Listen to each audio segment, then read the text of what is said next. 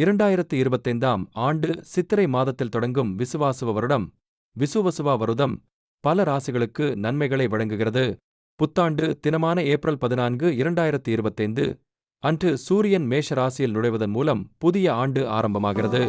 இந்த ஆண்டு சூரியன் மேஷத்தில், குரு ரிஷபத்தில், செவ்வாய் கடகத்தில், சனி மீனத்தில், சந்திரன் துலாமில், கேது கன்னியில், ராகு மீனத்தில், சுக்கிரன் மற்றும் புதன் மீனத்தில் உள்ளனர். 2025 தமிழ் புத்தாண்டில் சிறப்பாக இருக்கும் ராசிகள். ரிஷபம், தாரஸ்.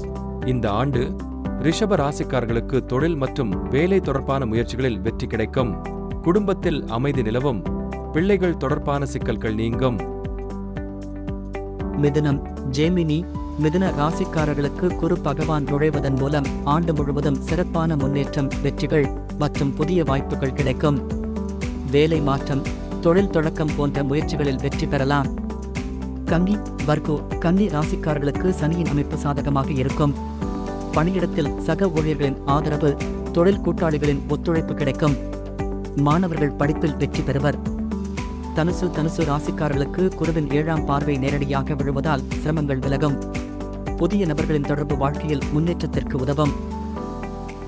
மகர ராசிக்காரர்கள் 7.5 சனியிலிருந்து விடுபடுவார்கள். 6ஆம் வீட்டில் குருவின் சஞ்சாரத்தால் ஆரோக்கியம் மேம்படும்.